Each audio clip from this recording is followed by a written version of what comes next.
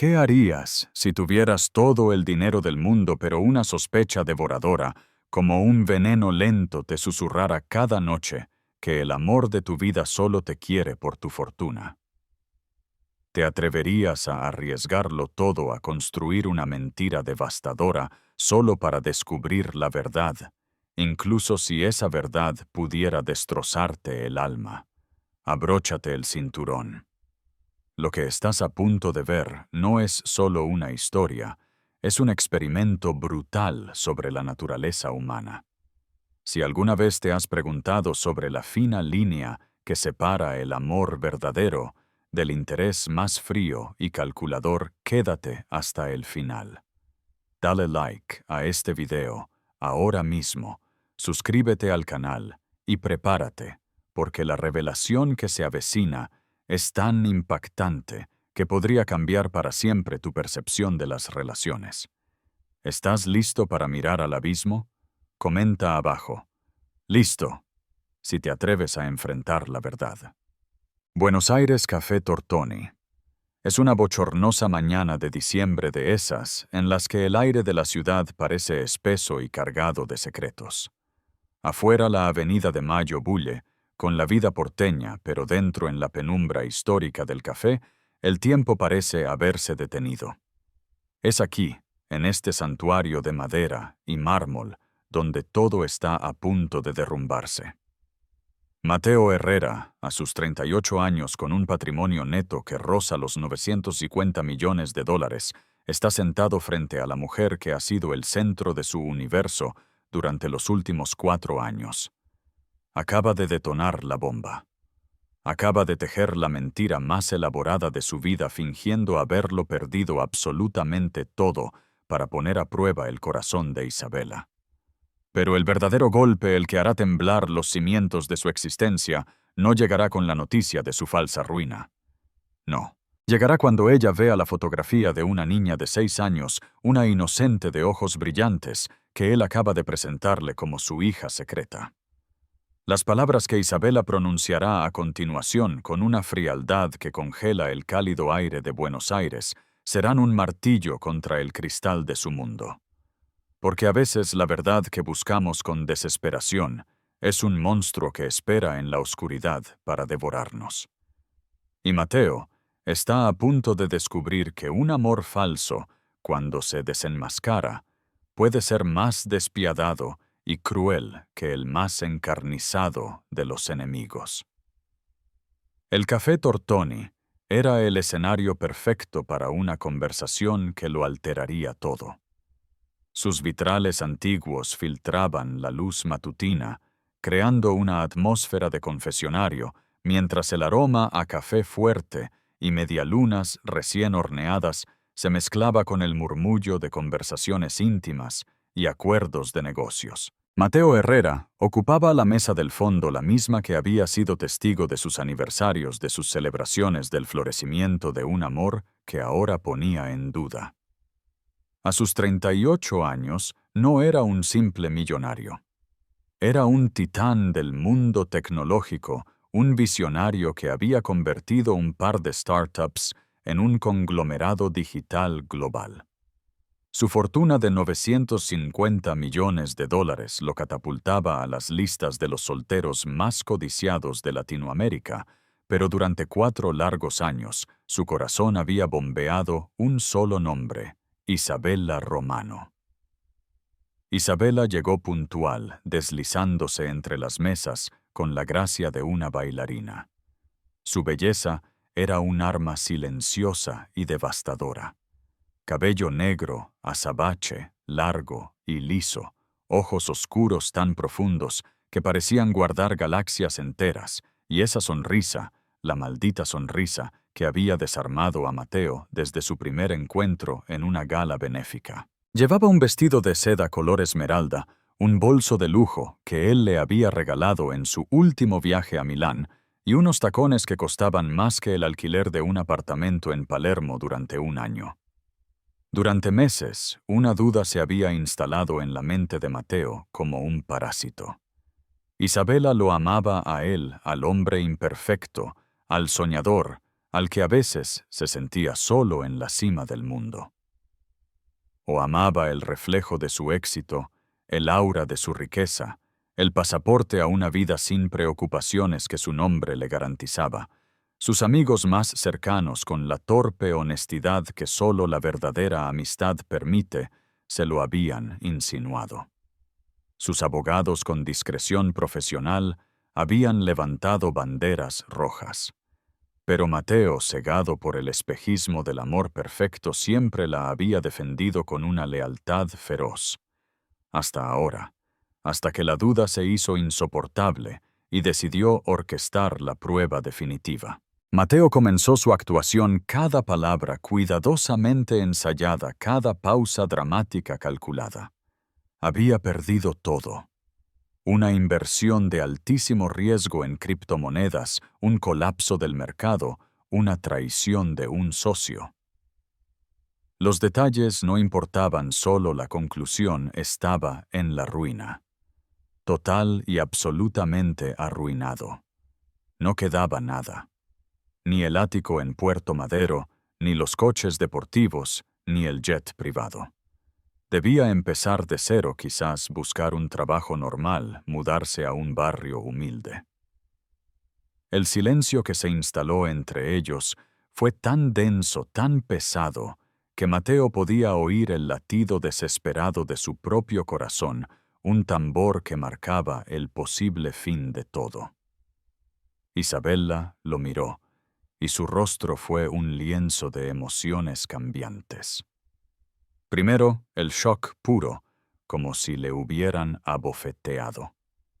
Luego una confusión incrédula. Y finalmente, algo más, algo indescifrable y helado que Mateo no pudo identificar. Él la estudiaba con la intensidad de un científico, analizando cada microexpresión, cada parpadeo, cada tensión en su mandíbula. Buscaba desesperadamente una señal. Una mano que buscara la suya, una palabra, juntos saldremos de esto. Una lágrima de preocupación por él, no por el estatus perdido. Buscaba la promesa silenciosa del amor incondicional. En su lugar vio algo que le recorrió la espina dorsal como un fragmento de hielo. Isabella bajó la vista hacia sus manos, jugando nerviosamente con la pulsera de diamantes de $200,000 que él le había regalado en su aniversario. No dijo, lo superaremos. No dijo, te amo a ti, no a tu dinero. Dijo, necesito tiempo para procesar esto, para entender qué significa para nosotros. Mateo sintió el primer impacto, un golpe sordo en el pecho. No era un nosotros. Era un necesito pensar, la frase universal que precede a una retirada estratégica. Pero lo peor, lo verdaderamente monstruoso, estaba por llegar. Con manos que temblaban ligeramente, Mateo sacó una fotografía de su cartera. En la imagen él aparecía en un parque con una sonrisa genuina, abrazando a una niña de unos 6 años con el pelo castaño lleno de rizos y unos ojos vivaces y curiosos. La niña se llamaba Lucía y era la hija de su hermana. Pero Isabella no lo sabía. Mateo asestó el segundo golpe mintiendo sin piedad.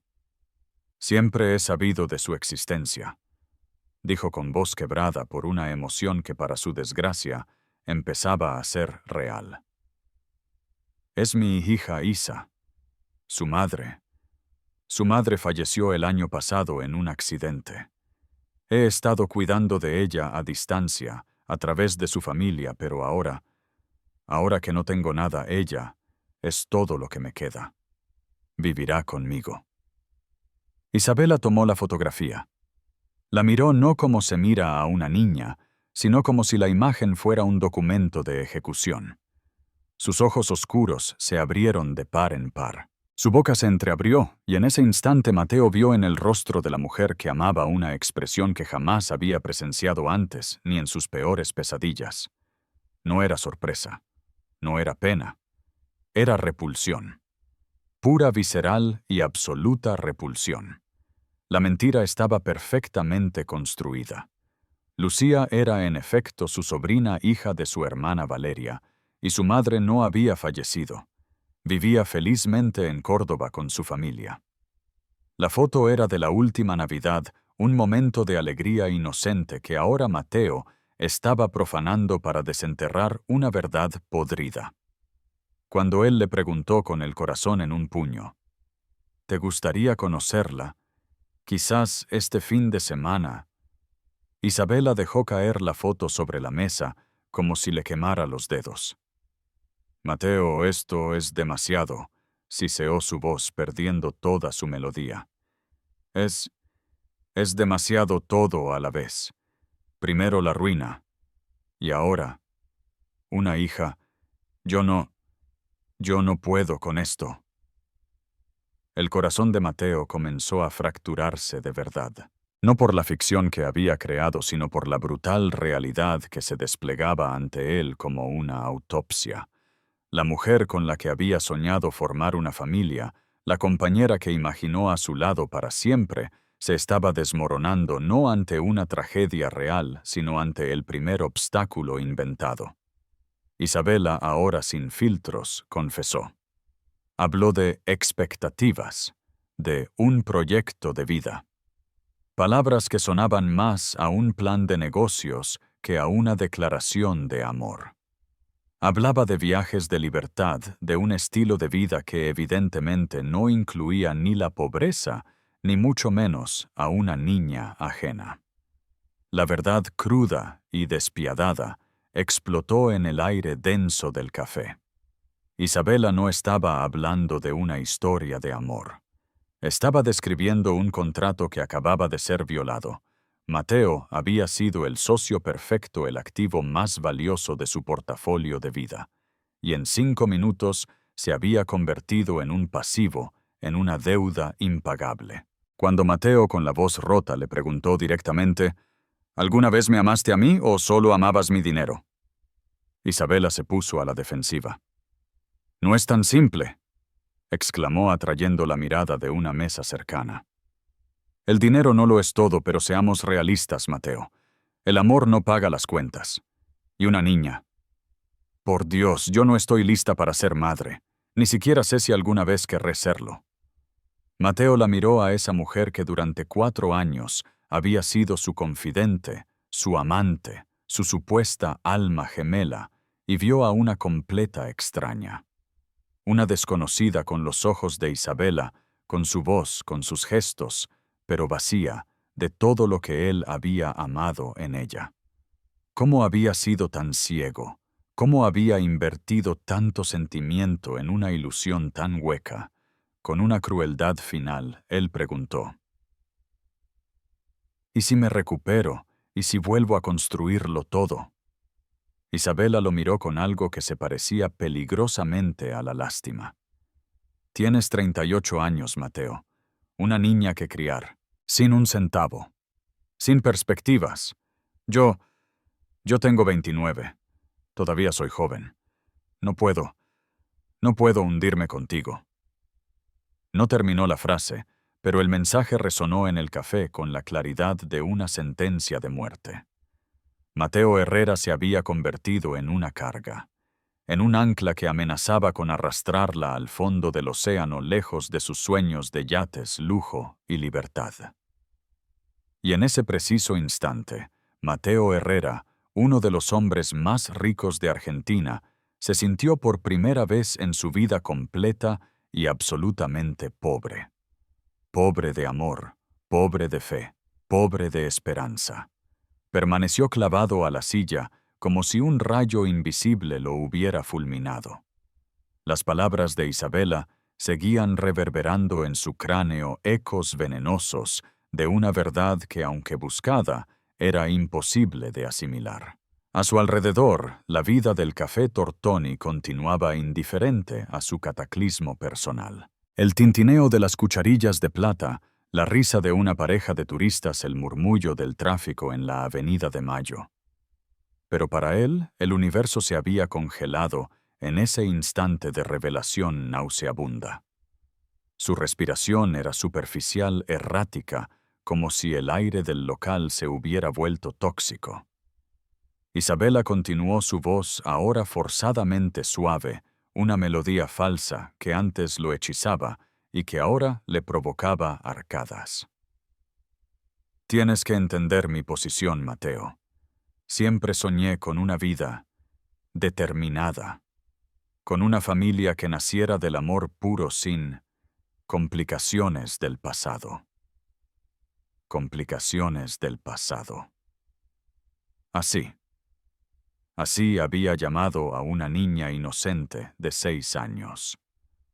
Mateo miró de nuevo la foto de Lucía, su sobrina, sonriendo sin saber que su imagen estaba siendo utilizada como un reactivo químico para revelar el alma oscura de Isabela. Se dio cuenta de la magnitud del fracaso de ella.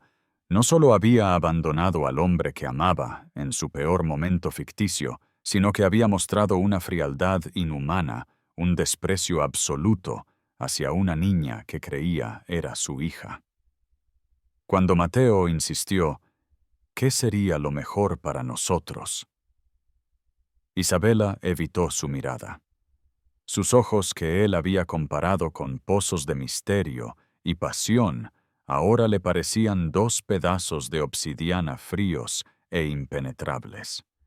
Su vista se perdió a través del ventanal hacia las tiendas de lujo de la calle Florida. Ya estaba de compras, buscando un futuro sin él. Tú deberías concentrarte en tu hija, dijo ella como una asesora de crisis. Reconstruir tu vida. Encontrar una mujer más adecuada para tu nueva situación.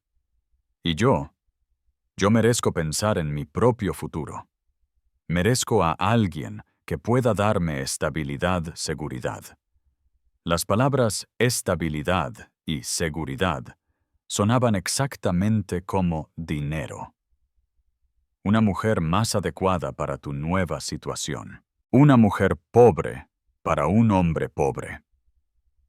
El clasismo implícito era tan brutal, tan descarnado, que Mateo se preguntó cómo diablos no lo había visto antes.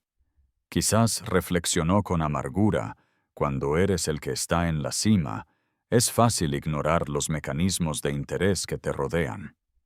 Es cómodo, es narcisista creer que el mundo te adora por quien eres, no por lo que tienes.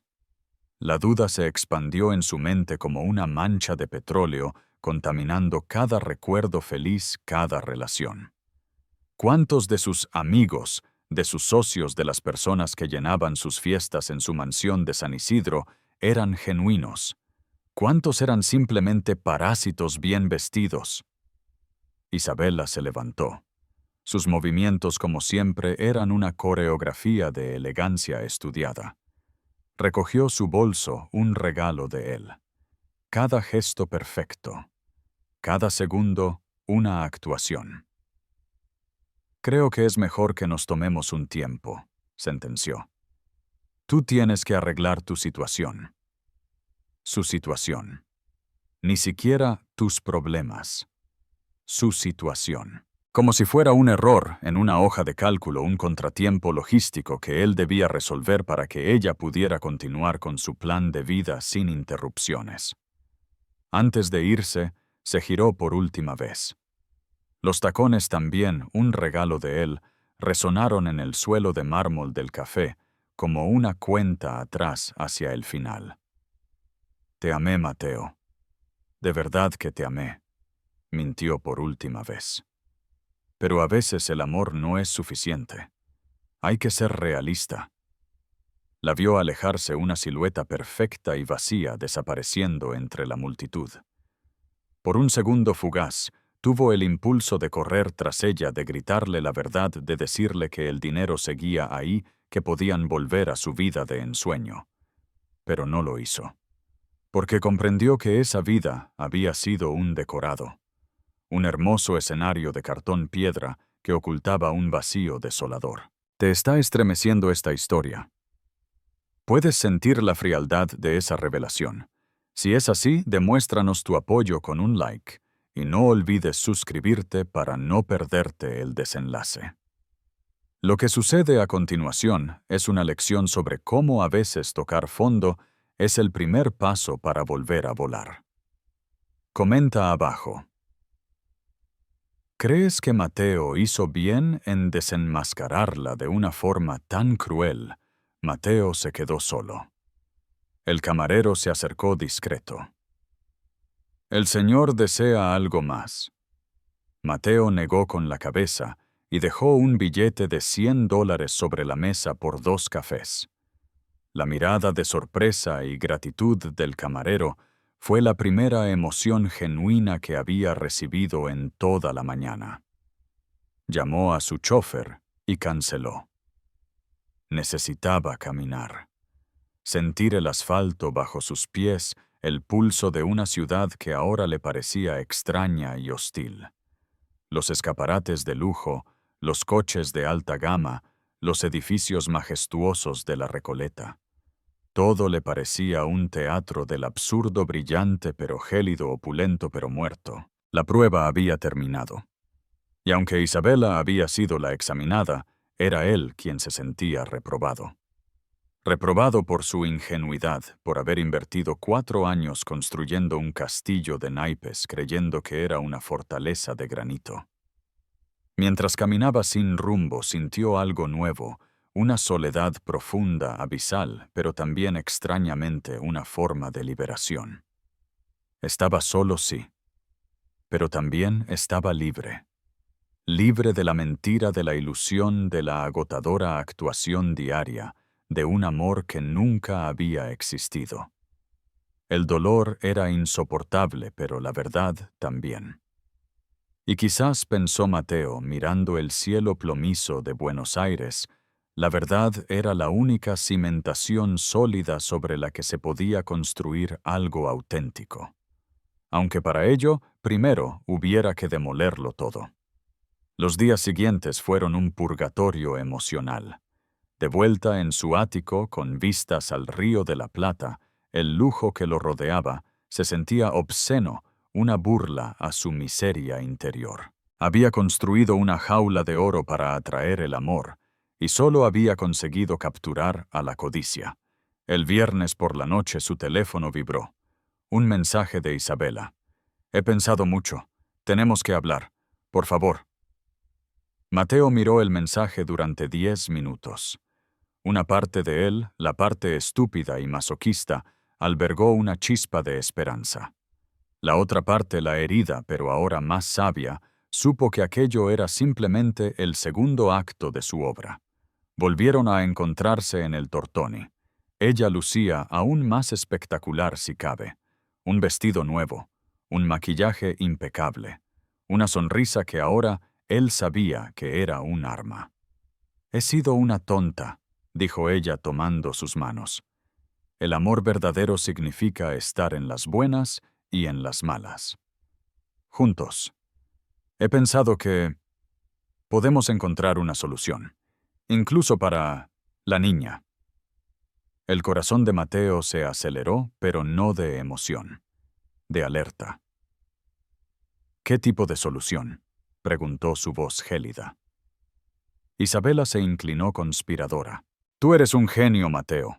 Volverás a la cima. Y yo quiero estar ahí para verlo. En cuanto a... Lucía sonrió y sus ojos no sonrieron con ella.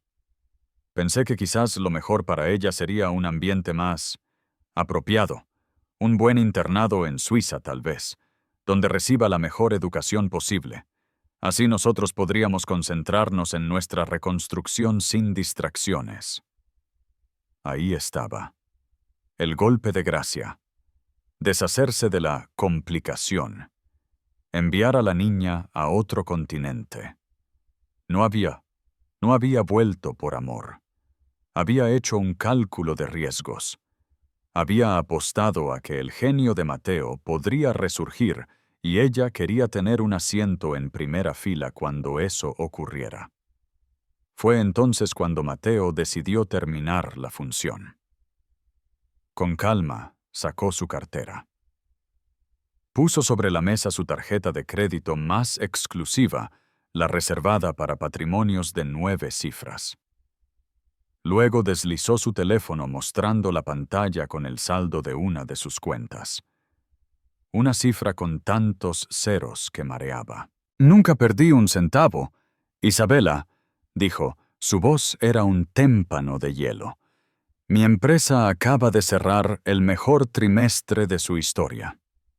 La historia de Lucía. Ella es mi sobrina y está perfectamente feliz con su familia. Todo, absolutamente todo, fue una prueba.